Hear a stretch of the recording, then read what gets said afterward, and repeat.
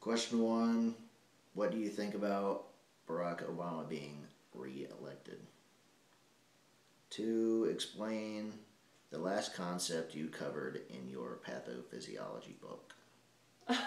Number three, what do you think America should do about the recent terrorist attack in Libya?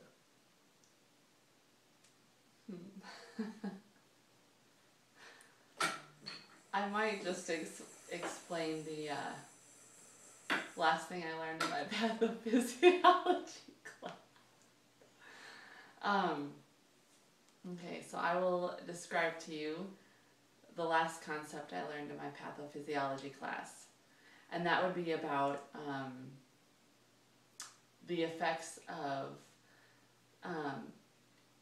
antibiotics and how a second round of antibiotics is different than your reaction. It could be different than the first round of antibiotics, because the first round of antibiotics, if you're allergic to them, you would only have you could have just a possible skin rash or something.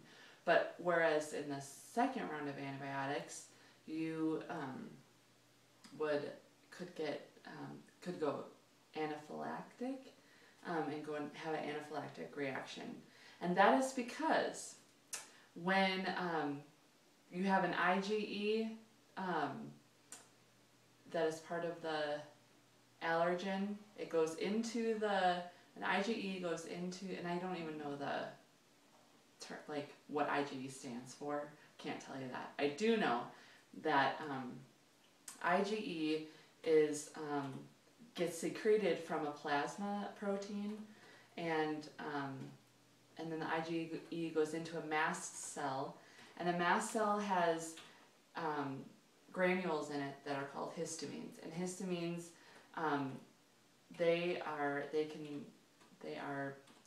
they constrict your bronchial tissues. They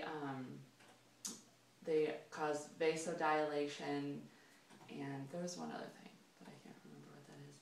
And then the IgE goes into the mast cell, and but if you get so there's really not much of a reaction that happens. However, if you get a second round of the antibiotics and you're allergic to it, the IgE cross-links with the mast cell, and then it degranulates the mast cell, and then it releases these histamines, and that's how people can go into anaphylactic shock, and they can suffocate, have gastrointestinal reactions, vomiting, and it could eventually lead to death. It depends on how bad